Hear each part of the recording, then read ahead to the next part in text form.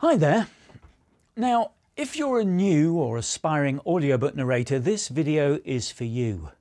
If you've already watched my video 6 Steps to Successful Audiobook Narration, then you will know that step 1 is read the book from start to finish. In this video, I'm going to add some details to what read the book actually means.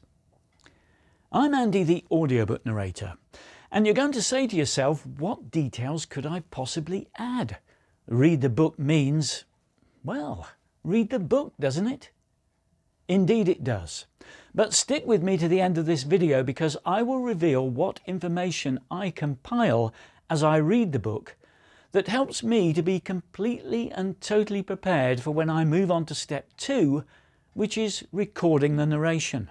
So I suggest that you don't start recording before you have watched this. Now, I should point out that you don't have to read the book to yourself out loud. That will take longer than if you read it in your head, which is perfectly okay at this stage. So save your voice. So, what do you need to be looking for when you read the complete book? In a moment, I'm going to show you how I record various details, but before I do that, let me say that reading the whole book before you start recording it will allow you to get your head into the story. And that applies whether the book is fiction or some kind of documentary work or textbook, because those still, in effect, have a story and you need to get familiar with it so that you know where it is heading, so that you understand it better than if you were just going to narrate it from cold. It's useful to know how the story ends too, and what things happen along the way. You don't want to have any surprises when you come to narrate. Secondly, especially with fiction, you need to get to know the characters, get familiar with their personalities, which probably won't be obvious when you first come across them. By doing this, when you come to narrate, you can reflect the characters accurately straight away, and not get to a point later when you wished you'd portrayed them differently early on. For example, you can find out if the story makes it clear if they should have a particular accent, what age, and of course what gender they are, and what their motives are, and what their role in the story is. All this knowledge will allow you to know how you want to portray the character at the outset once you start narrating the book out loud. So what I do is create a spreadsheet, and as I progress through the book I note down every speaking character's name, gender, role, age, personality, accent too, and so on. As much as you can get to know about them and when they first appear in the book. By the way, there isn't really any point in doing this for non-speaking characters, given that you aren't going to need to portray their voice or personality. Okay, let's have a look now at the spreadsheet to give you a clearer idea. I compiled this one for Grey Justice, which is a brilliant action thriller written by Alan McDermott, which happened to be the first in a series of 6 books. Now, you don't have to follow this exact format. You may want to note down other stuff or leave some of what I have done here out, but this gives you an idea at least. Now, the first column here shows the chapter numbers, and alongside in the second column are the names of speaking characters which I enter here only when they first appear. So in the prologue you can see that there are 7 characters who emerged, and in chapter 1 there were 9, and in chapter 2 there were 2, and so on. So this was a lively start to the book with lots of different character voices I needed to invent. It helps to refer to the spreadsheet before you start your narration on any given day to remind yourself what to expect during your recording session, so that you can prepare for it, mentally at least. Now, column C records the gender of the character, and column D the profile, such as policeman or hoodlum, etc.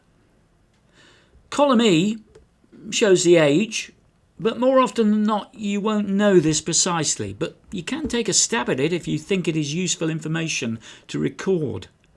Maybe a broader term such as child, middle-aged, elderly, may be adequate. In column F, you can record the accent, if that is clear from the book. Or you may decide whilst you're reading what accent you might choose to give the character. Be aware, though, that sometimes the nationality of the character and therefore their accent may not be revealed until later in the book. So you might have to come back to the spreadsheet and enter it then, or amend your earlier entry. Finally, as far as the characters are concerned, that is, you may want to enter in column G anything that would be helpful to know about their personality. And again, this is information that might be made clearer later, so that you can come back to add it in then. Of course, many of these characters are fleeting ones, who may only appear once and say only one sentence, in fact, sometimes only one word, like help. So, here is a police constable, here an elderly woman, and so on. But other characters will appear more regularly. And if, for example, they do so for the first time in chapter 4, like Gerald Small here, and then they return several chapters later, it is helpful to know when they first appeared so that you can go back and remind yourself what voice and accent you gave them when they made their entrance, to make sure you're consistent. Another thing that I record as I read are any errors, such as typos. So I enter what it reads in the manuscript and what I think it should read alongside, as well as the chapter and page numbers. Then I let the author have a list. Now, once you get narrating, you will probably find more, because at that stage you will be concentrating on every single word. But it is useful to the author to know these now, and any more you find when narrating, you can tell them later. Also, any plot errors, such as this one. I knew that this character had been to Afghanistan before from another book in the series I had read, which was the series prequel. So, where it says here, Carl has never been to Afghanistan, I'm making a note about that because this was an inconsistency that the author would want to correct. Finally, in these last 3 columns, I record the number of words in each chapter. It's useful to know this so that you can schedule your narration appropriately and assess how many days it could take you to finish, when you will have to deal with the longest chapter in the book or the shortest one, and so on. Okay, so that's the detail for step 1 in my 6-step audiobook production process. Step 1 being read the entire book. I hope you found this useful, and if you did, please click the like button below.